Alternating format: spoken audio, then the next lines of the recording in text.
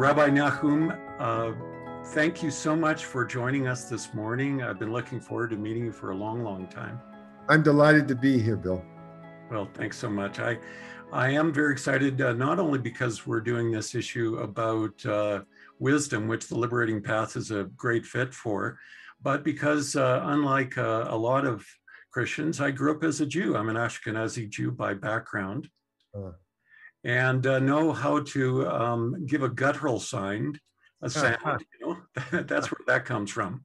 Like I learned how to say ruach. Yeah, exactly. You got it. You got it. So I wonder, the material that we put on top of the sukkah is called schach. How can you do that one? I won't even try to do that. I'll leave that to the experts. Okay. But I want to get into who this guy is, this rabbi in the desert, and how you ended up there. I'd like you to give me a little bit of background, your family, your personal background, professional background. How the heck did you become a rabbi? Okay. I guess I would start by saying that I'm a third generation Jew here in America. That my grandparents, all of them came from the Pale of Settlement from Eastern Europe and from Russia. And that both my parents were second generation. They're born and raised in the United States. And I think I grew up in a pretty typical, I grew up in Los Angeles, West Coast, second generation Jewish family, in that my parents mainly just wanted to be Americans. They wanted to fit in, they wanted to be accepted. They wanted to make it in this new country and be comfortable and safe and all that. So I didn't grow up, I clearly Jewishly identified, but it wasn't a family of strong practice or strong faith. I'd also say I was born in 1948, and not long after the end of World War II. And so the impact of World War II and the Holocaust was very strong. Not that it was ever spoken about. It was strong in the sense of, the kind of numbness about God that many Jews felt, in the years, in those years of devastation or following that devastation. So the Jewish upbringing I got was sort of strongly identified, but there wasn't a whole lot of substance to it, which was a curiosity to me that was something that was really clearly important to my family. And I could feel in my grandparents, there was something of substance there, but I couldn't find it in our living. And so that was really an important part of my background, in the sense of it didn't quite make sense to me. What is this Judaism thing that's so important, and yet there's not much substance in the way it's being delivered? It was sort of a curiosity to me. And so I, after I became bar mitzvah, I pretty much left. I saw myself as really, I was interested in basketball, really. That was really my passion, much more than Judaism. And I came back to it in my 20s, in my early 20s. I was exposed to an Israeli Jewish educator whose name was Dr. Shlomo Bardin. And he communicated in a very passionate way that Judaism was an ethical civilization. And this was like 1968, 1969. And that was really, really appealing to me, to learn more about what does it mean that this Judaism is an ethical situation. So I began to study, largely on my own. In those days, there were not a whole lot of resources, largely on my own. And I'm heading towards the answer to your question of how I became a rabbi. I entered rabbinical school not to become a rabbi, but because after a while, it seemed like that was the best place to study. In fact, when I met my wife, Shelley, she said to me, she said, the woman who's going to become my wife, who became my wife, I don't want to be married to a rabbi. And I said, don't worry, I'm just studying. My passion is, I'd been a high school teacher, and my passion was education. And I said, I'm an educator. I'm not going to become a rabbi. So I was in rabbinical school to study. Also, I was somehow the way that the world was presented to me as this sort of mechanistic place of atoms that circle around and that we're on this planet in cold space didn't fit my inner experience. And I really felt this. I didn't have a faith in God, but I wanted to find out, what is this faith in God? And I went to rabbinical school to find out more about God and about what does this tradition have to offer me about a relationship to God. And I'm still studying. I finished my rabbinical training not to be a rabbi, because that's when it finished, and I'm still learning. I'm still growing, and I'm still studying. Ultimately, I did become a congregational rabbi for a number of years, and found that a very satisfying opportunity to continue to grow and learn and be there for people. So it sounds like the rabbi, the teacher, is also a student and hasn't stopped learning. Very, very much so. From my book, that a central theme in my book is that that the Bible understands life to be a liberation journey. And a significant part of that liberation is learning, finding out, gee, I'm not yet living as fully as I can. My heart is not as open as it can be. I don't see as clearly as I can see. And it's a continued invitation to grow and learn. And you may recall from the book that even God is learning that in the Bible, that there's a sense of God learning about how to relate to humankind. So, one of the things that I really value about being a rabbi is that it's all about learning with people. So it's a great joy for me in that way. Yes.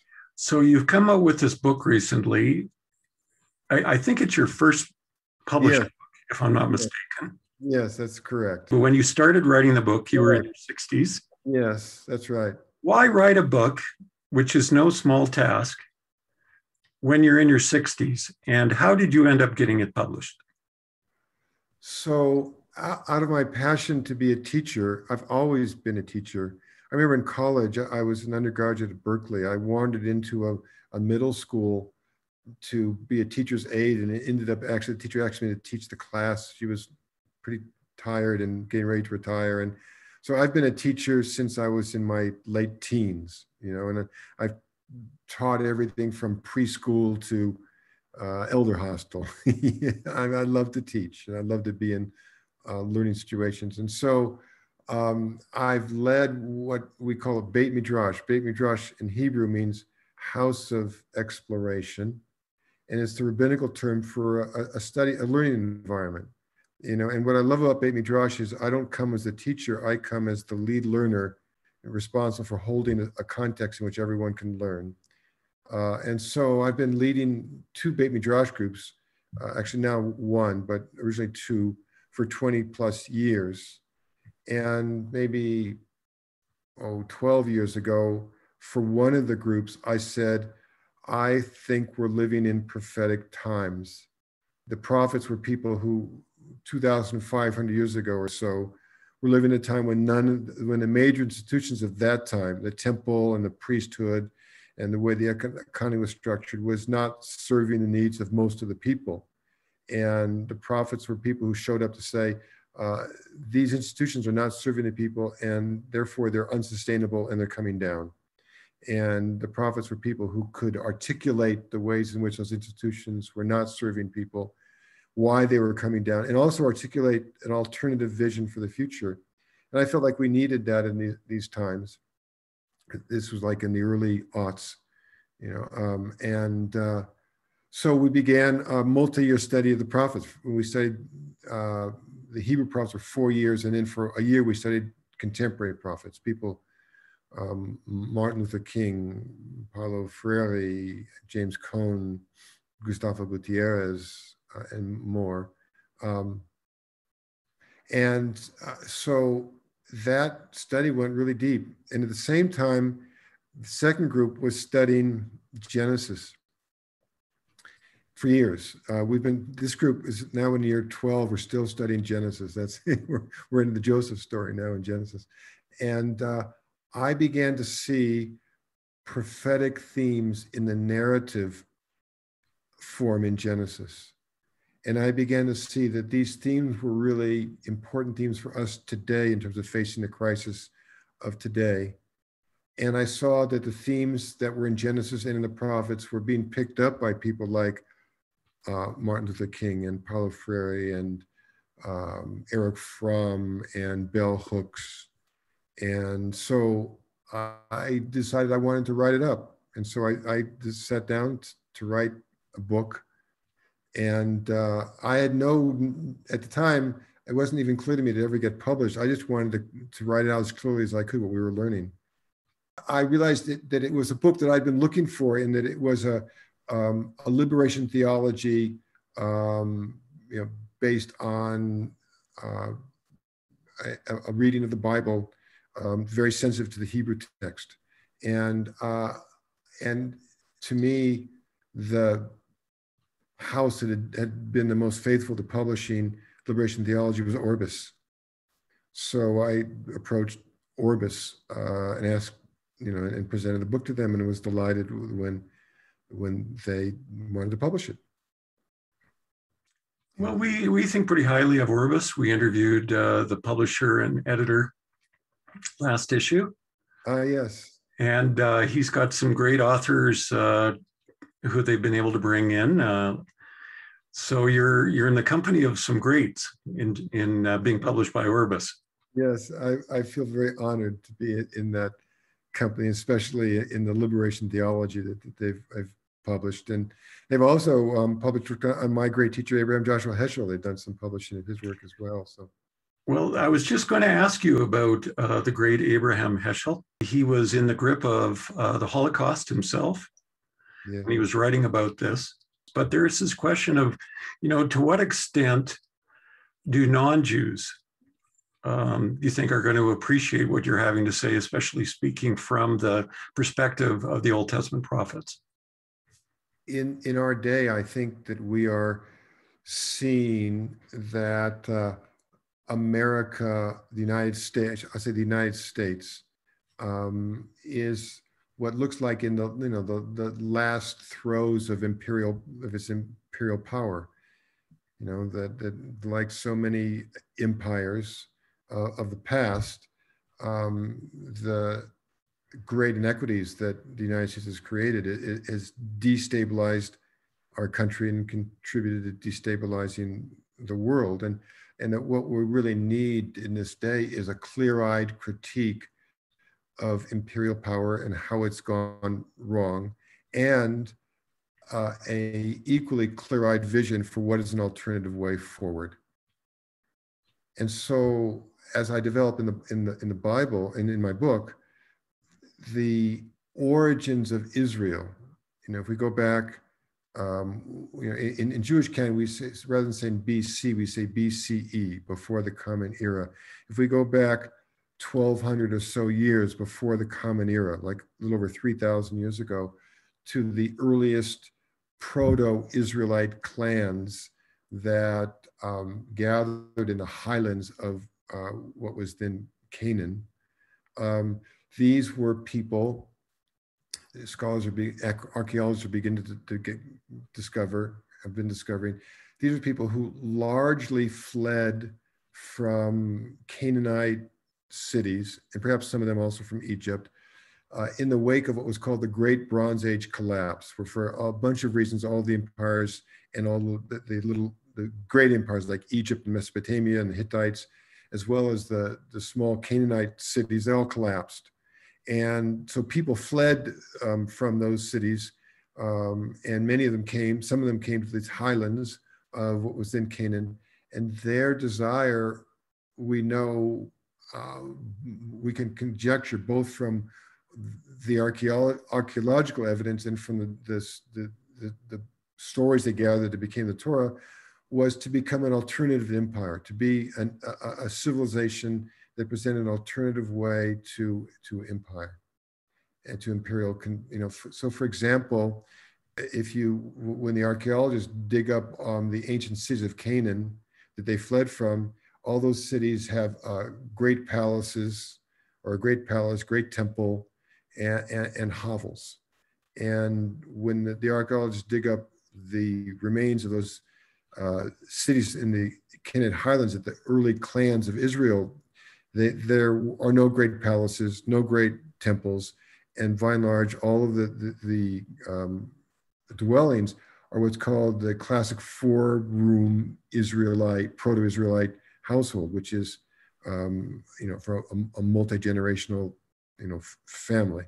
And so they were trying to create, an alternative society, and so the Bible, much of what the stories and rituals and statutes that they collect are their best over the generations understanding of how do we create a society, both the culture and the beliefs and the religious practices and legal statutes that constitute an alternative to empire.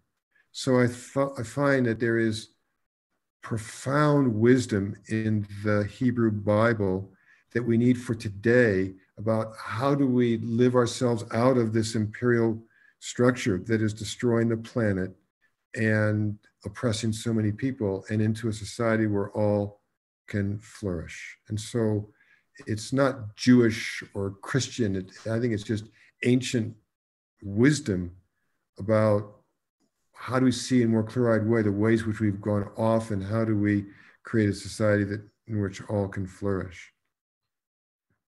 So we're starting from a historical perspective, looking at what happened to previous empires and how similar our empire is crumbling. You also talk about things from a kind of a moral or a sociological perspective, like with Buber. And he says that we've gone from we've become an I-it yes.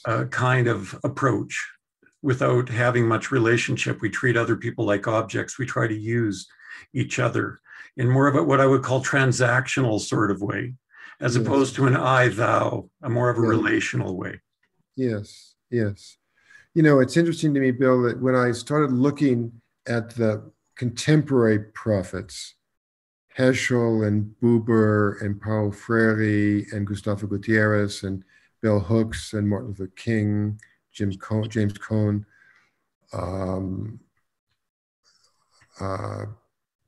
Beverly Harrison,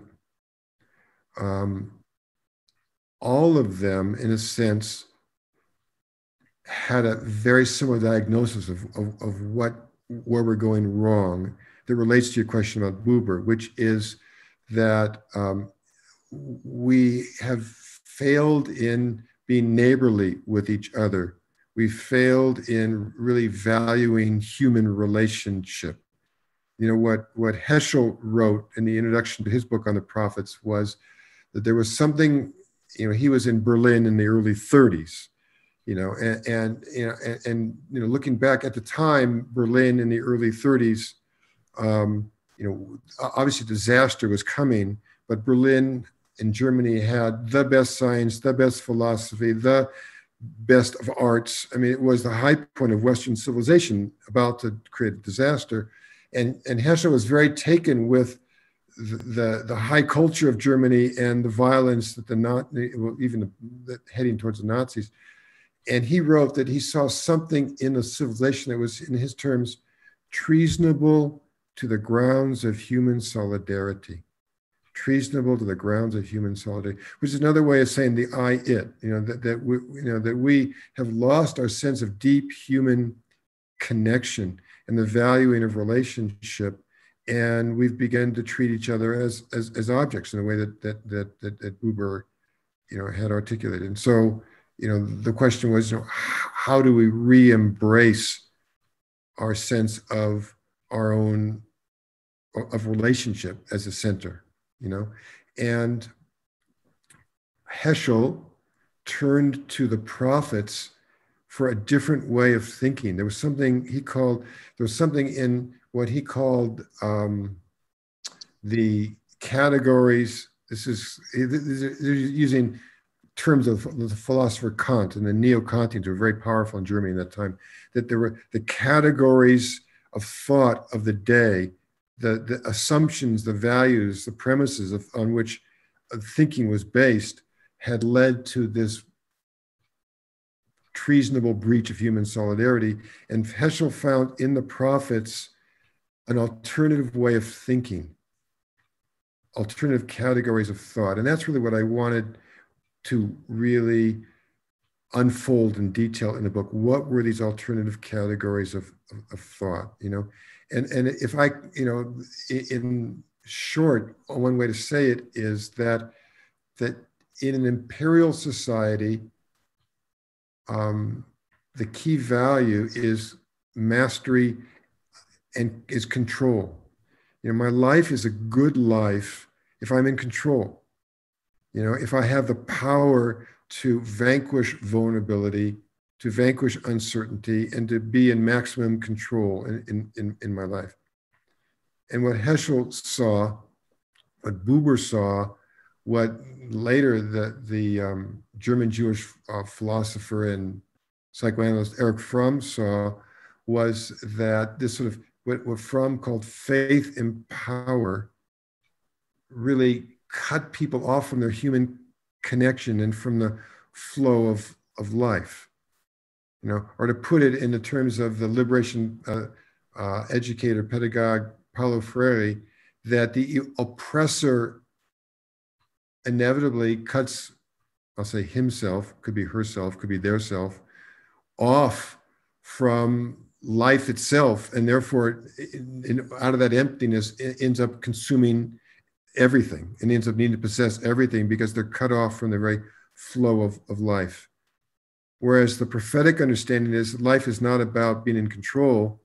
The prophetic understanding is that God has invited us, called us out on a liberation journey, and in the prophetic understanding, actually, all of creation, all of evolution, the very nature of this creation itself is a liberation journey. The earth, the cosmos, is on a liberation journey, a journey towards more differentiation, towards more consciousness, more complexity, more interpenetration, deeper relationship. The journey is a journey into deeper relationship, And so rather than being about control, ultimately it's about vulnerability. The relationship is really a vulnerable place to be, And so the prophetic narrative is saying, rather than seeking the safety of the walled city, we're actually all called out into a journey, into a wilderness of learning, and into a wilderness of find our ways into, more love, more relationship, more connection, more interdependence. So this is what Heschel found, and this is what Buber was talking about in terms of moving from, obviously what Buber writes is, some relations inevitably do become in moments I, it, but to aspire to be treating everything as a thou, everything as precious in and of itself, not used for some, the term used, transactional value. There's another modern prophet that you make reference to, or actually makes reference to you, and that's Walter Brueggemann. And I wanted to go there because he talks about the fact that you have come up with another name for God, that you refer to the divine as the living presence. Yes. And the way he puts it is that you solve the difficult problem of how to translate the divine name by rendering it as the living presence. By this happy phrase, we are on the alert for a lively agent who has a purpose, a will, and a capacity for transformation. Why do you translate the divine name as the living presence? In Hebrew is the 4 Hebrew letters of Yud and Hey and Vav and Hey. And those letters, and we don't have vowels for them.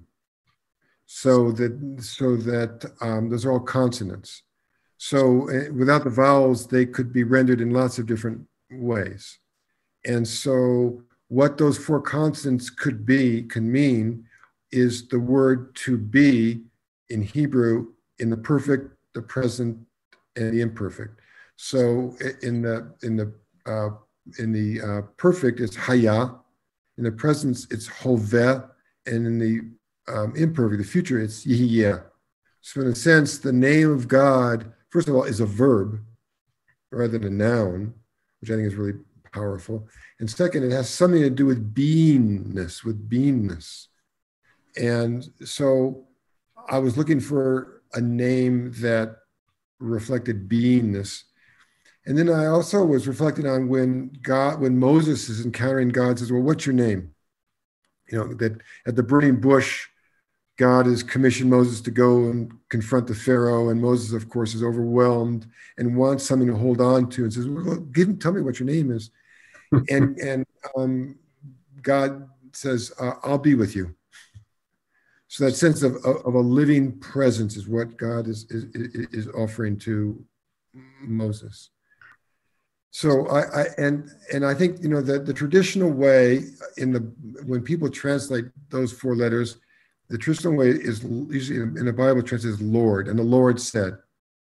And the reason that it's usually translated those four letters of God's name as Lord is that the rabbis, in pronouncing that name, pronounce it as Adonai, which means my Lord. And in the rabbinic time, it made sense. Basically, what the rabbis were saying, it was a revolutionary thing to say, was saying the Caesar, they were living in Roman domination. The Caesar is not our Lord, God is. It was, in a sense, a subversive move on the part of the rabbis to say, God is our Lord and not Caesar. But today, in societies aspire to be democratic societies, we really don't relate to Lord so much anymore. And so I think that sense of God as a living presence who accompanies us on our journey, the liberation journey that God's invited us to, is a translation that's really evocative of my experience of God's presence in my life. It seems to me that God is. He is being. There is an active sense of this verb. Yes. It's not just this quiet, calm, sedate, living presence. Uh-huh. It's bubbling with creativity. Yes. It is the force of life. Yes. Yes.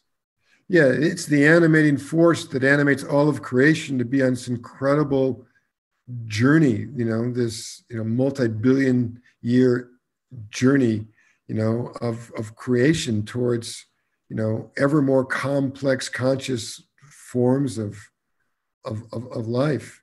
Yeah, absolutely. It is this presence in each one of us that says, I want to learn something. I want to experience more. I want to grow. That's the living presence inside of ourselves. Absolutely. It's a presence, in the book, I use this metaphor that's very powerful for me of a prophetic stream that runs through not just the prophets, but actually runs through creation itself, moving creation ever forward, moving us ever forward.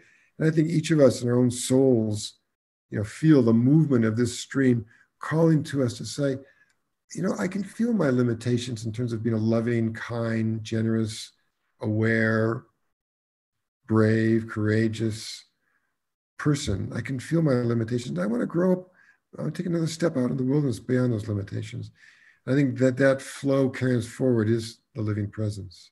Yes. So you talk about courage in the book, that God gives us courage. He doesn't simply want us to sit back and let the world basically destroy itself, that we are to be moved by God to take action.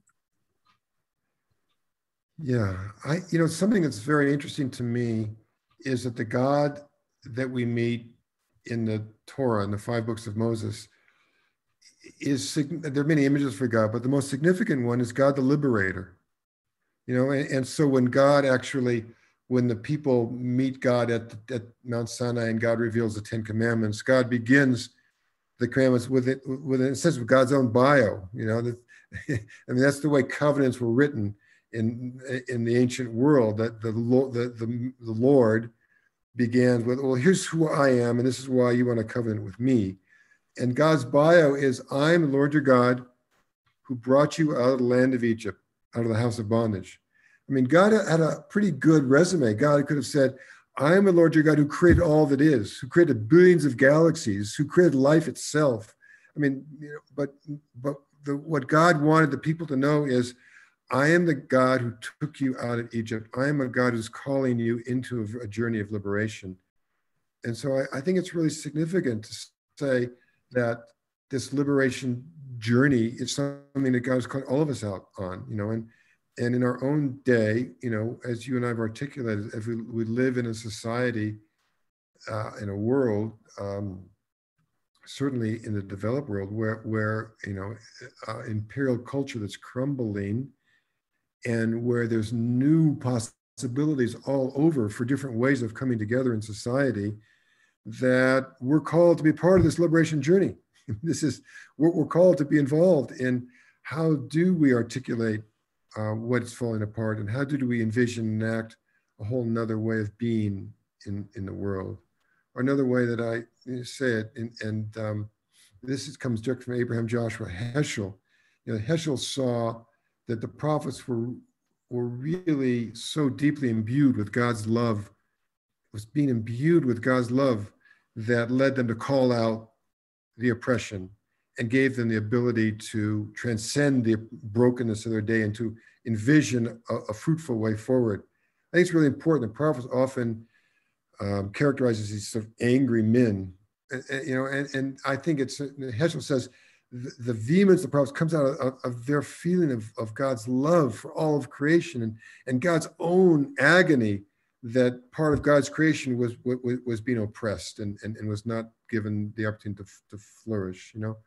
So we're called to, how do we in Cornel West's terms, justice is love enacted in public. How do we enact God's love in public is the call to us of the prophetic tradition in our own day. And we're called out in the wilderness of how to make a new world. How is your community taking action? My study group, I lead the Beit Midrash.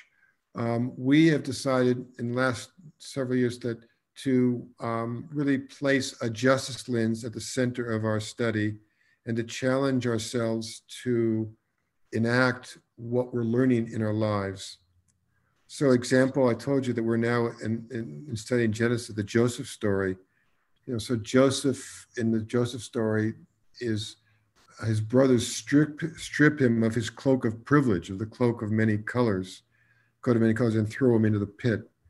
So recently we were talking about, well, what is the privilege, that coat that we carry, the unearned privilege coat that we carry, and how do we need to allow that to be stripped from us, to take responsibility for all of the people in my study group at the moment, at least in this Gen study group, are people who be street identified as white people, so that we have, just by being white, not all of us are economically privileged, but by being white, we have the privilege of unearned privilege of being white in our society. And so what's our responsibility come in? So that's the one example of really trying to take action. You mentioned my great teacher, Walter Brueggemann. I would say, along with Abraham Joshua Heschel, he's been the teacher about the prophets that has shaped my thinking the most.